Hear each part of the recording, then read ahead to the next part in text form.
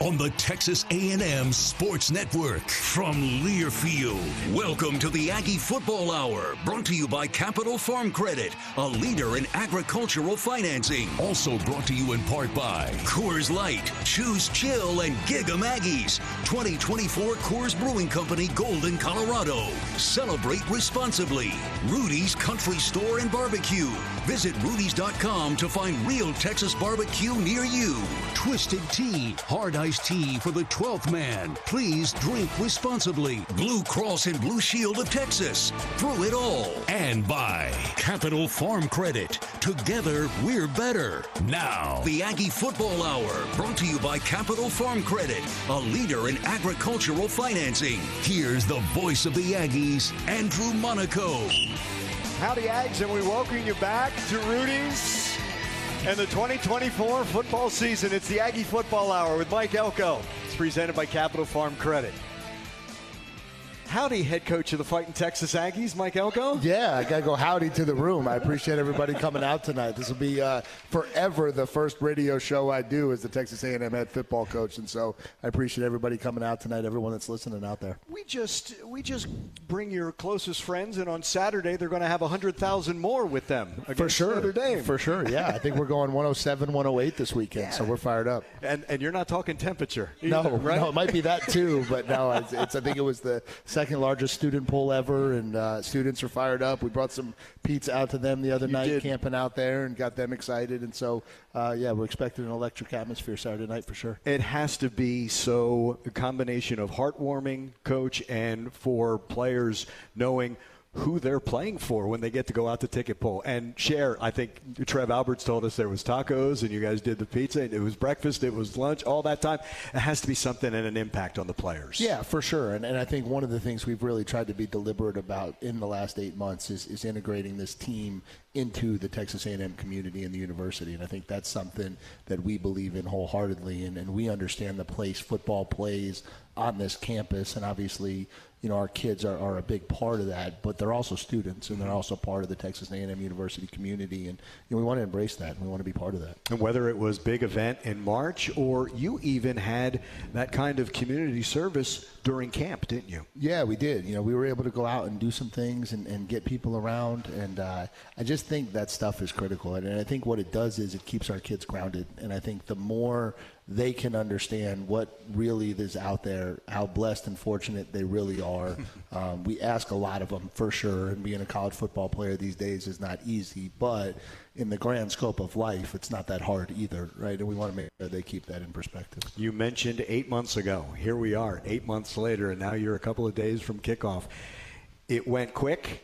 But I imagine there was also, you never know if you were going to get, there was so much for you to do and knock down, and I thought you handled it beautifully, Mike. Yeah, I tell my wife this all the time. There's days where, by the way, shout out to my wife and family out there watching. I got to get that out of the way quickly. I know they're all on Facebook Live paying attention. But, no, at times it feels like I got here like last week, and the time has flown by. But then there's also times where it feels like it's been forever, and there has been so much that we had to do, so much that we were able to get done. I think, we're really happy with the course that we've put this program on. The guys are really excited to get out there and show that to the fans and kind of show what they've been up to the last 8 months for sure. I have always said that you hit the ground running. I think you're still running, right?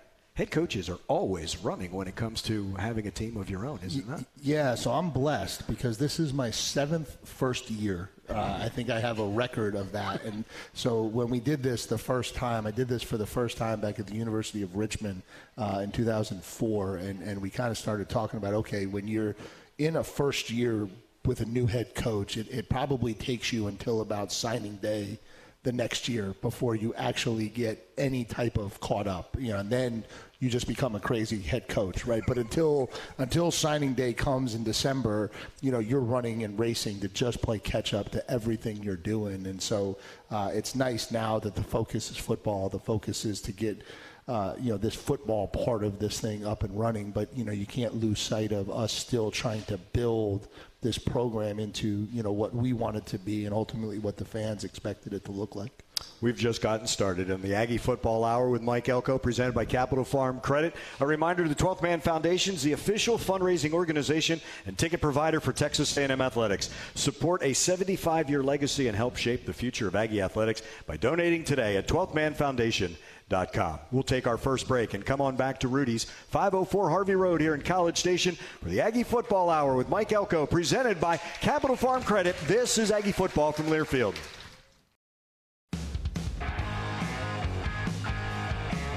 The Aggie Football Hour with Mike Elko is brought to you by Capital Farm Credit, the largest agricultural lender in Texas.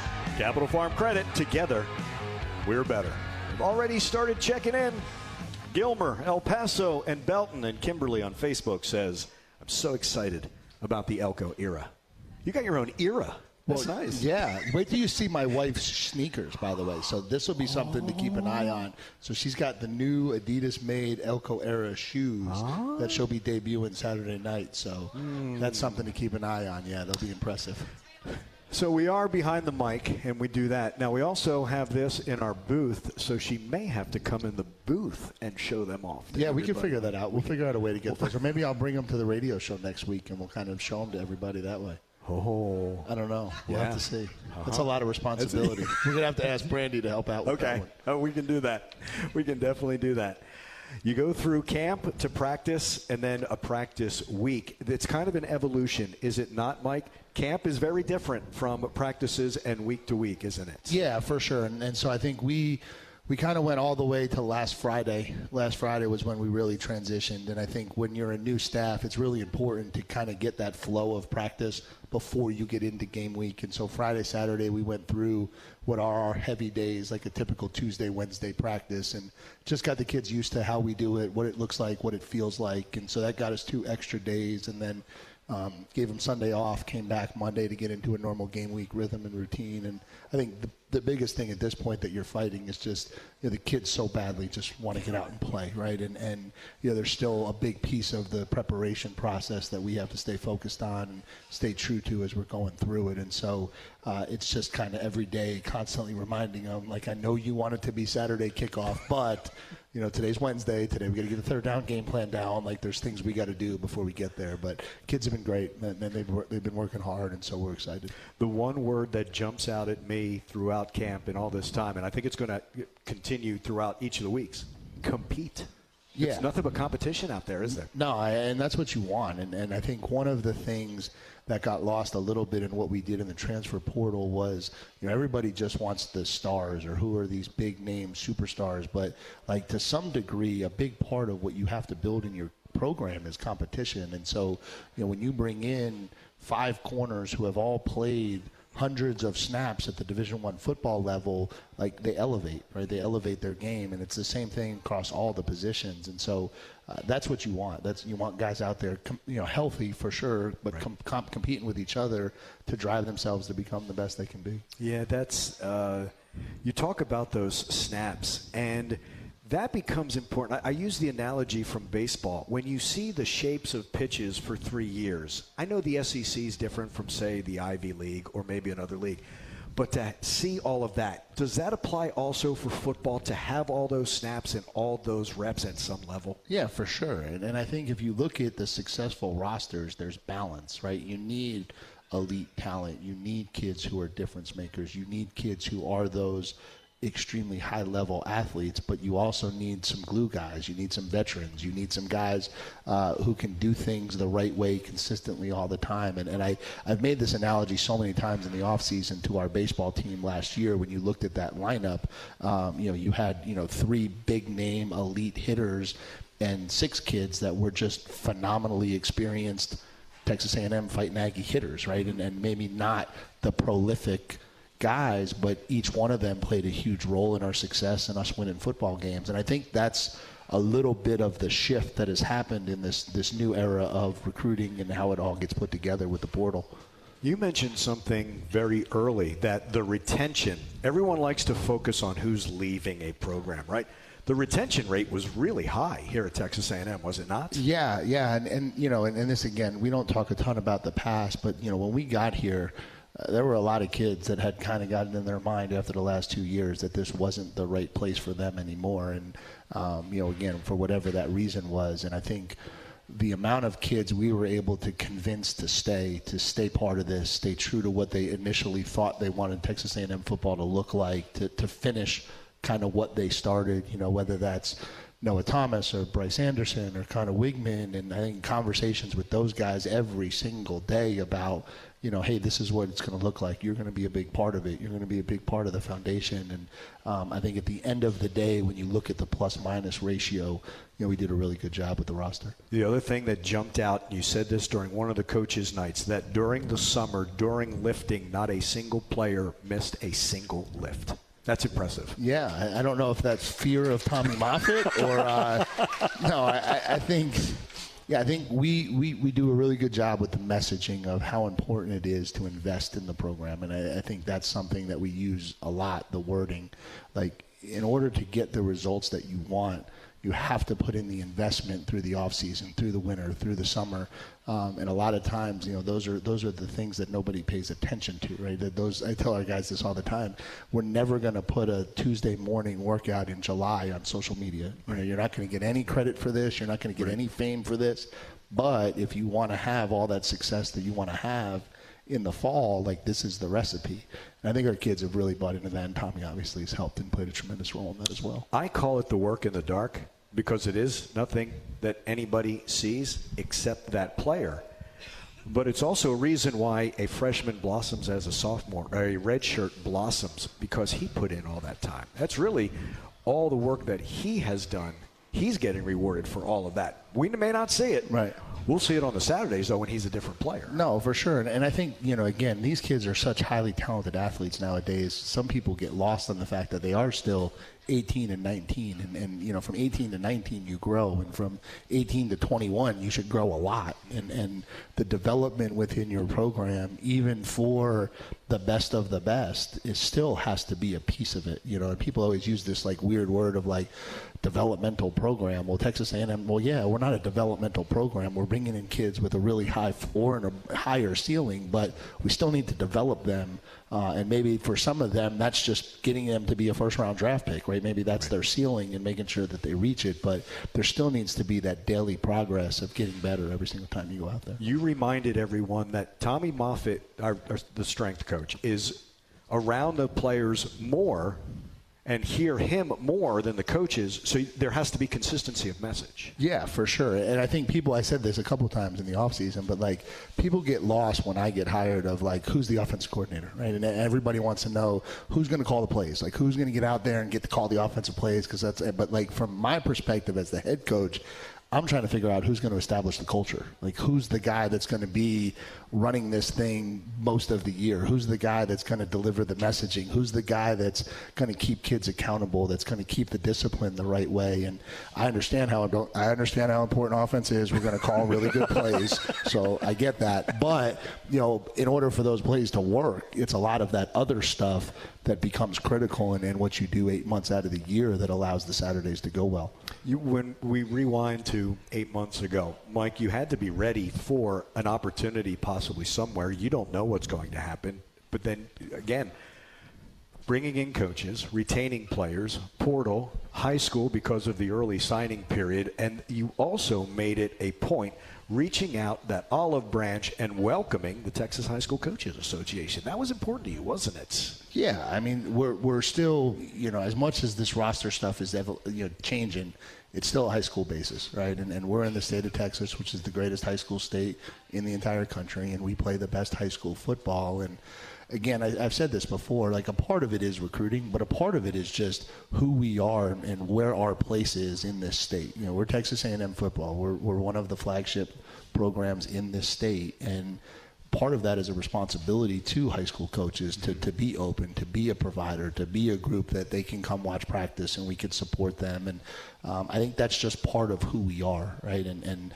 as much as we want that to ultimately help in recruiting, for sure, I'm not being naive, there's also just a piece of it, which is just paying it forward a little bit. Right. When we come back, let's talk about your 12th man for this season. That's when we return to the Aggie Football Hour with Mike Elko, presented by Capital Farm Credit. This is Aggie Football from Learfield. Howdy, Ags. Look out for opportunities this season for your chance to win Texas A&M prizes from the Texas Lottery. The Texas Lottery proudly supports Texas education and veterans. Play the Texas Lottery today. Scratch 'em tickets and gig 'em. It's the Aggie Football Hour with Mike Elko, and it's presented by Capital Farm Credit. We are at Rudy's, 504 Harvey Road here in College Station. The Aggies, Notre Dame, Saturday, 6:30, Kyle Field. Our St. Joseph Health pregame show will come your way at 5:30. You had the honor, and I truly believe it is an honor when a head coach gets to be part of the 12th man, and yet you made this a team thing, and Nana Boeni Owusu wears the 12. And Mike, I got a chance to see him wear that jersey, that 12, coming out to practice, and it warmed my heart to see the reaction of his teammates to that. Nana is someone special. Yeah, for sure. And it was one of those things when I got here. I put a lot of time thinking about it, and the reality is it's a lot of pressure on me to pick one, right? And so that number's so special. Who wears that number means so much.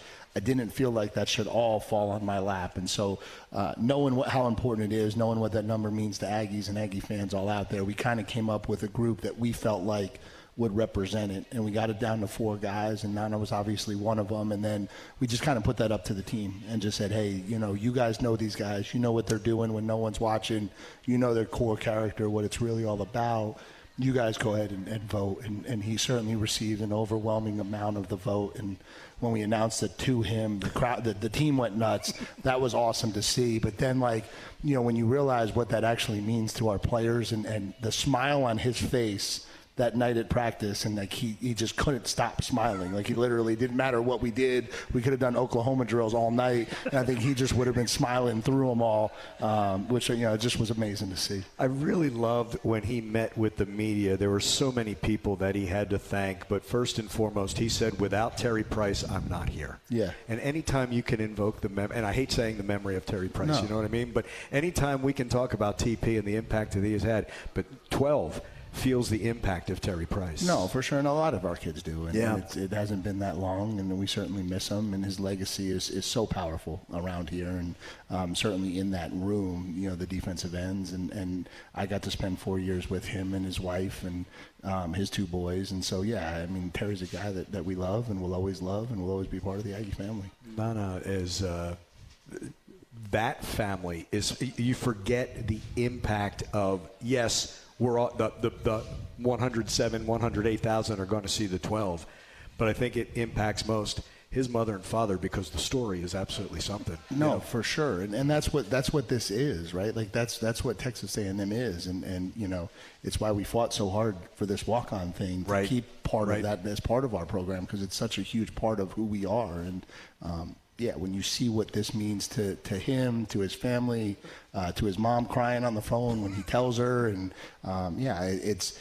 we tell the stories about all this NIL stuff, right? And all these kids have changed, and they're all chasing the money, and the reality of it is no, and that's maybe 10% of them, but kids are still kids, and it's still special to be a Texas A&M fighting Aggie, and it's still really special to wear that jersey number 12. Also special when the Sam Matthews and the Gillies and the Braden Whites and the Connor Choates, they love that Nana is wearing 12. Yeah, for sure. And I was actually, I was here with Sam. We dug Sam out of the walk-on tryout when I was here as the defensive coordinator, and Sam's a great story. Sam never played safety in his life until he came onto the team, and we kind of just measured him, and we were like, hey, you run like a safety. What do you think? And, and he grew into a great player, and Gilly obviously was huge. We had him out of practice during camp. It was great to see him. I hadn't seen him since I left. And so, it's a family and it's its own brotherhood inside of our program. Not only that, Mike, but your former players, when you were hired, it was, eye-opening, and they were all thrilled for you to be back here at Texas A&M. There were a number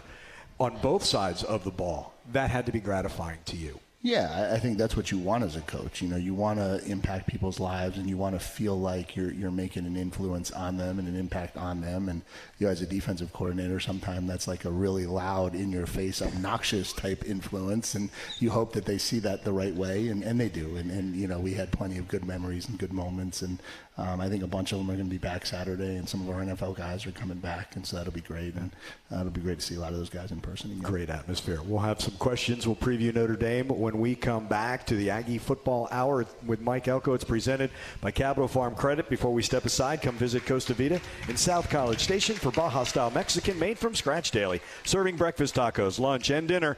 Aggie owned and operated. That's our friend Holly, and a proud partner of Texas A&M Athletics. More of the Aggie Football Hour with Mike Elko, presented by Capital Farm Credit. This is Aggie Football from Learfield.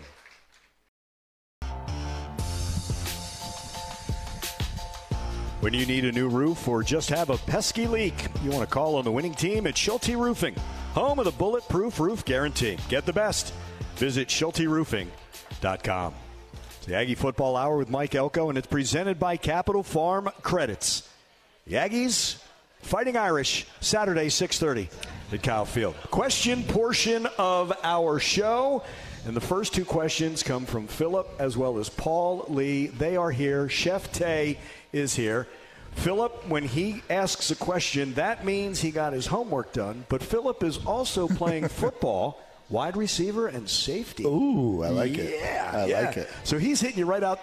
I'm just buttering you up because here you go. How will you manage Ruben Owens' injury? Yeah, and listen, it hurts me for Ruben. He had such an offseason. He had such a great offseason. I think he was primed to have a great year for us. But it's a part of the game, right? And so, it pains me that he's not going to be able to go out and do what he needs to do. But from a team standpoint, Le'Veon Moss has had a great offseason. We anticipated him being a huge piece of what we were doing, if not the lead back anyway. And, and then you've got Amari Daniels and E.J. Smith that are ready to step in and provide us the depth that we need. And so, we feel good with where we are, and I'm really excited for Le'Veon to see what he can do. I saw Amari the other day. I said, you have this ability to get stronger but not lose any of your speed. And he said, I can't wait to show it off against people. He's ready for this season, no, isn't for he? sure. I think all three of those guys are. And I think people forget, too. Amari Daniels led us in rushing, and E.J. Smith led Stanford in rushing. And so I'm not trying to diminish Ruben's loss because it is a big loss, and we're going to miss him. But, we do have some very capable backs in the backfield. It seems, Mike, that each position is deeper than it has been in the past. A combination of what you've done, acquiring talent, and I hate using the pro words like that, but it kind of is what filtered in. But also that competition, but you also kept them healthy throughout camp, which is big, is it not? Yeah, and I think that's part of, we put a huge investment into sports science in our program, and I think one of the first things we did when we got here was put a lot of money into our weight room, not the actual weight room, but some of the science in it, and some of the different force plates and Nord boards, some of the things that kind of test power output. And so we are constantly on top of where our guys are from a health standpoint. And, we try to do it both ways. I think some people that get into the sports science world go the other way, and it just becomes this full pullback, stay healthy at all cost. And I don't think that gets you the product you need or get you prepared for the season the way you need to. We kind of equate it to an engine. We want to run it right up to the red and sometimes in the red, but just make sure that we're not running the red the whole way through camp, because if you do that, eventually the engine's going to blow out and it won't be ready to go. But there are moments when you're driving, you need that burst, right? Yeah. Same thing in a game. Yeah, for sure. And I think part of it is you see us, we're out there at practice kind of yelling out speed efforts, and we're trying to get our kids to understand what it feels like to run 95%, 100%, and make sure that we're hitting those, 3, 4, 5 times a week in practice, so that it's not just happening in the game. And I think you're building muscle stamina that way, and the way we practice, the tempo and pace at which we practice, I think builds muscle stamina. And I'm really excited to go out and kind of put this product out there. I like what you said on Monday. As you almost challenge the players, what are you going to do? What's going to be that detail that you're going to master today that will be the difference on Saturday?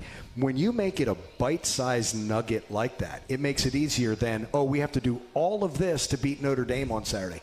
What is that one extra thing that you can do, right? Then the message gets received a little easier, doesn't it? Yeah, for sure. And I think when you play a game like this, and you know, there's obviously huge magnitude around this, and you can't hide from that. Like, you can't hide from the fact that game day's coming, and this is ABC, national prime time. Like, you can't hide from that. And so I think what you're trying to do is prepare the kids. And I think, you know, we talk about it. I kind of joked with them in the team meeting that day. You know, you could spend all your time this week thinking about your touchdown celebration and your touchdown dance, or you can spend all this week thinking about the details that are going to help you get the touchdown, right? And if you do that, you're going to do better on Saturday. If all of the week is just focused on, God, it's going to be so cool, and I'm going to do this, and if I do this, I'm going to do this, and then you're not really focused on the things you need to do to be successful. And so I think that's just probably trying to put it into a really small window for these guys. It's all the little moments that make for the big moment. It's the third down reception that keeps the drive going, that leads to the touchdown celebration. It's all of it, right? And it's reading the coverage, and it's knowing the leverage, and it's knowing the route depth, and it's running it at the right pace. And there's just so many intricacies that go into this game, you know, that we're just really trying to enhance within our program and within our players. Okay, Paul asked the question, what do you eat before a game? Ooh, that's a good question.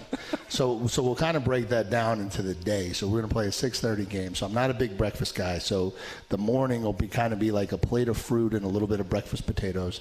Then lunch will kind of be nothing. I'm not really a big lunch guy at all. Then we'll do the pregame meal. Pregame meal will be like some grilled chicken, some mashed potatoes. That'll kind of be like the big meal. And then that'll be it until basically after the game. And then some point about like 1 a.m, it's going to hit me like, wow, I'm pretty hungry because I haven't eaten since about 2 o'clock today. But that's usually about how game day goes. It doesn't look like it, but that's usually how game day goes. Do you do it in part of preparation on a game day? Like, is that eating as you're preparing leading up to, and you know what I mean when I say 6:30, because there's other times that go in there. Yeah. Is that all part of it because you're so focused on Saturday evening? Yeah, it's not me, right. But like we spend a lot of time with our players, obviously, on having a nutrition plan, right? And every game time has to have a nutrition plan, and our kids got to know themselves. And so, you know, are you a kid who gets really nervous and you're not going to be able to eat the pregame meal? Well, you better have one heck of a breakfast. If you're not going to be able to eat the pregame meal, you better make sure the dinner the night before that you're really fueling up on carbs. And or you're a kid who really, you know, wants to eat a good pregame meal. Well, then let's not do too much at breakfast so that you have room. And I think you're constantly conversing with that. And then all of a sudden you flip it around, and next weekend we're playing at 11:30 in the morning, right. And that's a completely different deal, right? Mm-hmm. And so now you only get one meal on Saturday, and it's breakfast only, and how that all comes together. And so, yeah, I think that's a big part from our nutrition team and educating them on kind of just having a plan as you go into the weekend. We'll dive a little deeper on the Aggie opponent on Saturday. That's the Notre Dame Fighting Irish, and we continue. It's the Aggie Football Hour with Mike Elko. It's presented by Capital Farm Credit. This is Aggie Football from Learfield. Texas Farm Bureau Insurance wants to provide a trip for 12 to the South Carolina game on November 2nd. To register for the 12th Fan trip, visit 12thman.com/12thfan. Texas Farm Bureau Insurance is a proud corporate partner of Texas A&M Athletics. They're checking in from Austin and Katy and Mount Pleasant and Forney. They're checking in from Linden, California, North Carolina, Anchorage, Alaska, and Ronnie, as always, from Tokyo. All on Facebook. Yep, that's where we are. And you have a couple of questions here. Alan wants to know the progress of the Aggie offensive line. Alan and everybody on the planet wants to know that question. Listen, I think that group has come a long way. I think they obviously have heard a lot of and are aware of a lot of the criticism, and I think they're very prideful kids. And I think they've put a lot of work in this summer and this offseason to try to go out there and show that they can be a much better unit. And I think, you know, what we've seen in practice is that for sure. I think they're playing well together. I think they're playing more physical. A lot of them have gotten stronger through the program with Coach Moffitt. And so, I know they're excited to get out there and kind of put that question to bed finally. Almost all of your positions you could say this about, but especially line. You like versatility on that offensive line, don't you? Yeah, and I think this is one. People always ask me this question about like cohesion, and cohesion matters for sure, but it's a long season, and the SEC is an extremely physical league, and so when you go through spring ball and you go through fall camp, for us, it's way more about building versatility so that you can survive a 12-game season than it is locking 5 kids into their position and that's all they can do. And then, and we talk about this all the time. This is, the one, I don't play a tremendous role in our offensive line. Coach Cushing handles the majority of it, but the one thing that he knows I'm going to come to him with is who's our best 5.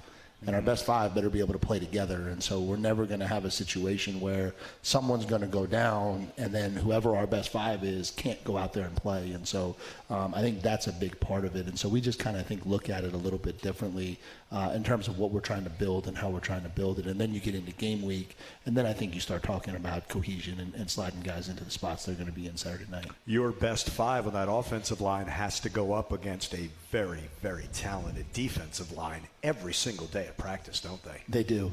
And they talk about iron sharpens iron, right? That's the old cliche, but you certainly get that in practice. And yeah, I think that's always what openers are about. You get to really figure out, okay, how do we measure up against somebody else? Is it the defensive line is really, really good, and that's a battle every day in our practices, and what does it look like now when we get out in the real world against some other people? Lisa has a question. Do you think there's a surprise standout for this season? Yeah, I do.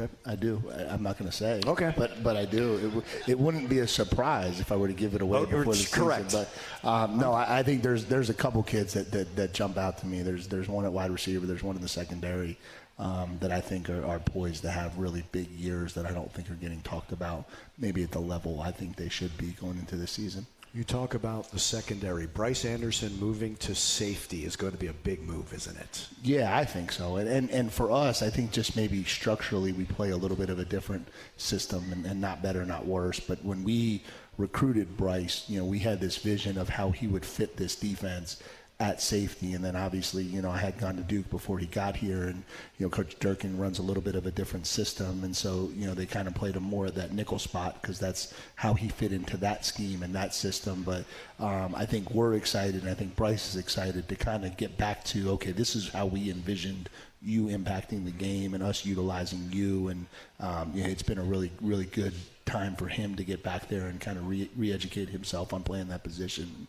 I think he's going to be a big difference maker. And you got yourself Torian York. You missed out on him at Duke. You got him now. So it's funny. I joke with both of them. So Torian for sure, that's well documented. But Damian Sanford committed to us at Duke too.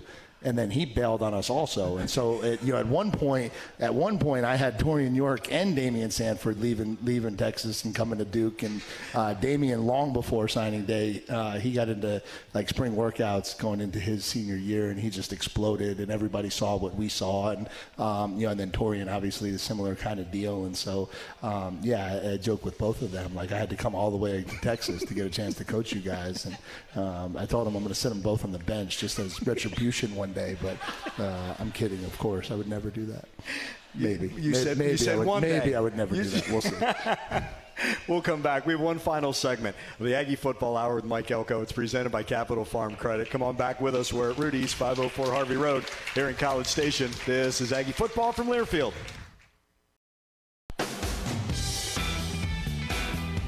Time to jam things in this last segment. One more question. Dan wants to know, what's your philosophy on tackling? We see so many missed tackles where the hit seems to be more important than the tackle. How do you coach tackling?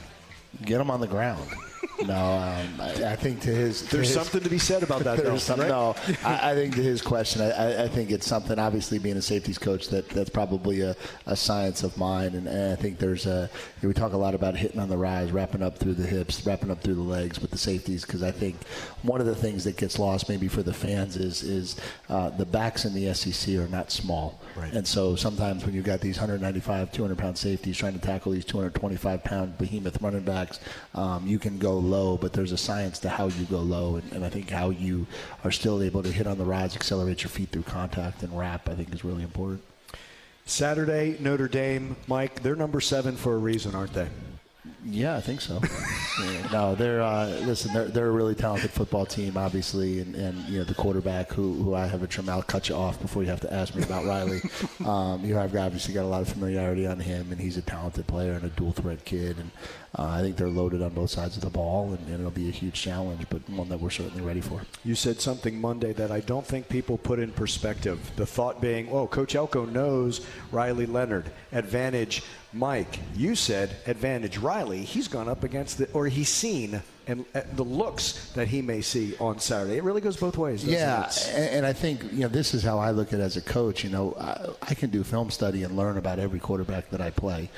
Not every quarterback can take 2 years worth of reps against our defense, right? And so when you just talk about the advantage, I don't know that I've ever gone into a game blind on what the other team's quarterback was capable of, but I've also not gone into many games where the other quarterback knew the ins and outs of how our system worked, how our defense worked, and so I think, that's a piece of it, is just he knows what we do, he knows how we do it, and we just got to be careful with the looks that we present to him and try to give him some things that he hasn't seen before. Similar to some other SEC quarterbacks, I would say a Jackson Dart or a Bo Nix, you've got to contain him, right? If you over pursue, Riley Leonard can hurt you, can't he? Yeah, for sure. And I think Bo Nix is probably the comparison because when we used to talk about Bo Nix, we used to always talk about, we're playing a running back. You better understand, what you're going to tackle.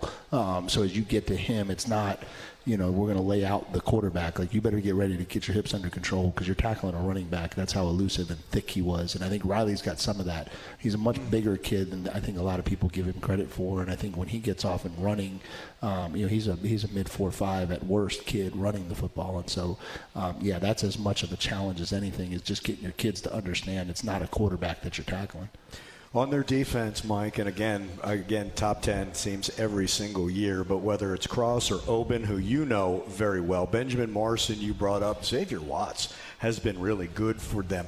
This could be old school. It could be R.C. Slocum, Lou Holtz on the sidelines, the old defense type thing. Points could be at a premium, but both these defenses really are going to have to bring it, aren't they? Yeah, for sure. And I think, the challenge will always be the best defense on the field will usually win these types of games. And I think that's a challenge our kids have to accept and rise up to. But I also know how this goes. And there's a huge psychology to these 18, 21-year-olds and how this goes. And our offense is probably a little tired of hearing about how good the defense is and how low scoring the game is going to be, and I'm sure theirs is too. And kids hear that stuff, and generally speaking, because of all of that, these games never go quite the way you think they're going to. And so, we got to be ready for everything. We got to be ready to adjust and adapt on the fly. Maybe my favorite statement of Coach's Night was in San Antonio when you said Connor Wigman is healthy.